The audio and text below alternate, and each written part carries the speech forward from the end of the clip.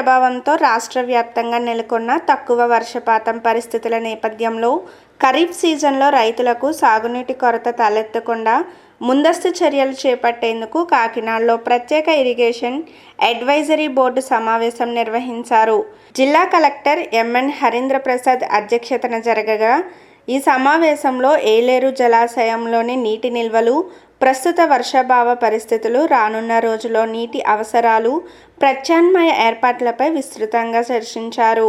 ఈ సమావేశంలో Kakinada MP Tangella Uday Srinivas, MLC Hariprasad, ప్రజాప్రతినిధులు, ఇరిగేషన్ శాఖ ఉన్నతాధికారులు, అడ్వైజరీ బోర్డు సభ్యులు, రైతు సంఘాల ప్రతినిధులు, రైతులు పాల్గొన్నారు.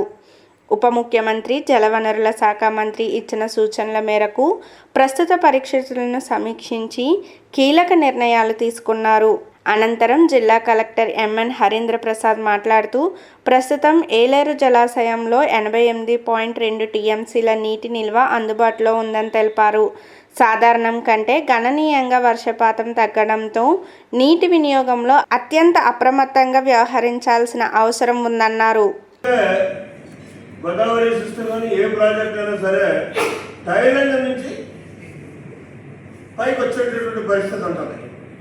ఇవాళ ఉన్నటువంటి పరిస్థితుల్లో మనం ఆ థాయిలాండ్కి తీసుకెళ్ళిపోయే వాటర్ అక్కడి నుంచి క్లోజ్ చేసుకుంటూ వస్తే బాగుంటుంది అన్నదన్న ఆలోచన. దీనికి ఇంజనీరింగ్ అధికారులు మాత్రం చాలా బాధ్యత తీసుకోవాలి. ఈ థాయిలాండ్కి వెళ్ళేటప్పుడు మరి మనమే గట్ల మీద తిరగాల్సినటువంటి అవసరం, ప్రజాప్రతినిధులుగా మీరు తీసుకెళ్ళి ఇచ్చేయాల్సినటువంటి అవసరం ఉంటుంది.